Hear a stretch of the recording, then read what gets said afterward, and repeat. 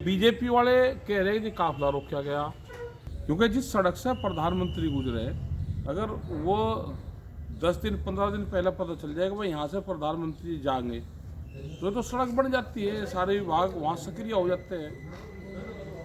तो प्रधानमंत्री जी सड़क से चले तो विकास होता है, और बगैर प्रोग्राम के चलना, उसमें किसानों का कोई रोल नहीं है। किसानों की तो सलाह ये है कि प्रधानमंत्री जी को सड़क पर चलना है तो बिल्कुल 10 दिन 15 दिन पहले बता के बिल्कुल चलना चाहिए, तो विकास होगा। जिस रास्ते से सरकार निकलेगी उस रास्ते का विकास हो जाएगा, उन गांवों का विकास होगा।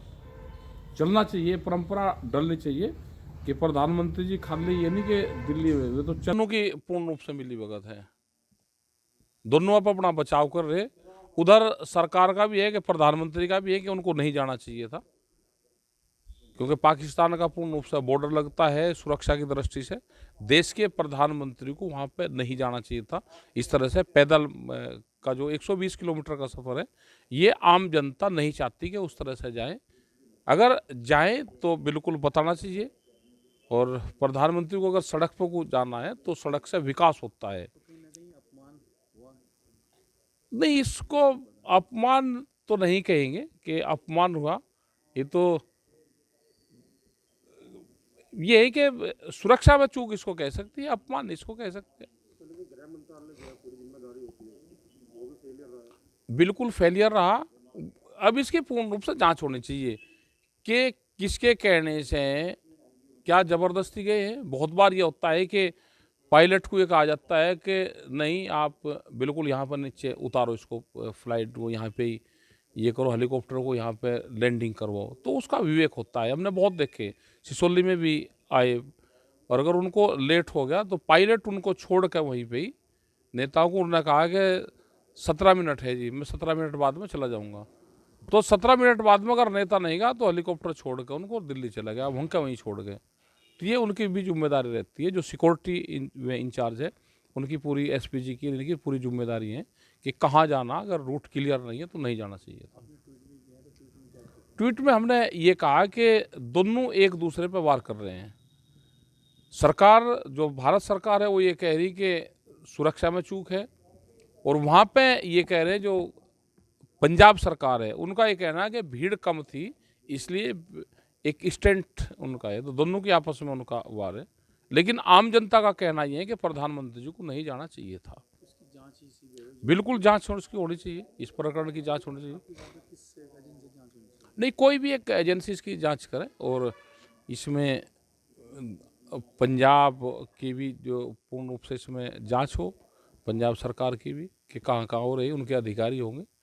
अगर प्रधानमंत्री आ रहे हैं तो उनके क्या इंतजाम थे वो भी होने चाहिए। प्रधानमंत्री और मुख्यमंत्री कोई भी किसी पार्टी के नहीं होते, हमने बार बार कहा। अगर प्रधानमंत्री, राष्ट्रपति, इस तरह के लोग आ रहे हैं, गवर्नर आ रहे हैं, तो पार्टी के नहीं होते, वे देश के होते हैं।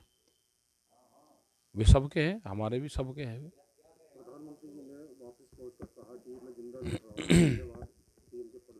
इस तरह की एक जो ये न्यूज चल रही है कि बच गए, मौत से वापसी आए हैं, ये है, तो इस तरह का ये लगता है कि ये पूर्ण रूप से एक स्टंट्स है।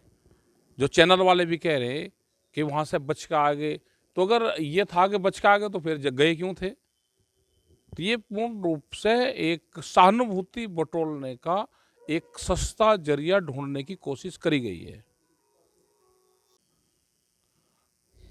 कल एक बड़ी चुकी हुई है पंजाब में, जो प्रधानमंत्री है उनकी सुरक्षा को लेकर एक चुप सामने आई है, क्या पूरा मामला है, उसमें आप क्या कहना चाहेंगे? देखो, बिल्कुल जो बीजेपी के लोग हैं, जो सरकार के लोग हैं, वो ये कहते हैं कि सुरक्षा में चूक हुई है,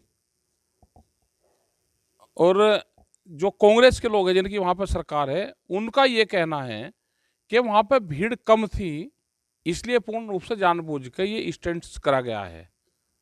काफिला तो रुका हुआ देखा रहा, उसमें एक तीसरा पक्ष किसानों का भी है।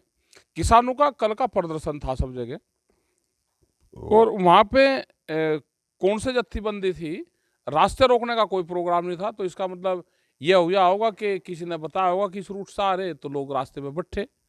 लेकिन अभी ये जानकारी नहीं है कि प्रधानमंत्री का काफिला रोकने के लिए रास्ते में बैठे थे, वो नहीं है, वो इत्तेफाक ही है। और उसी रास्ते से प्रधानमंत्री आ रहे हैं। दूसरी चीज़ ये है कि हमारा जो अपना पक्ष है, हमारा अपना पक्ष ये है कि प्रधानमंत्री जी को 120 किलोमीटर का सफ़र बगैर प्रोग्राम के नहीं करना चाहिए। ऐसे ही इन्होंने पाकिस्तान में बगैर उसके प्रोग्राम के गए, ऐसे ही ये यहाँ पे गए तो 120 किलोमीटर का सफ़र कि बाई रोड तय करेंगे।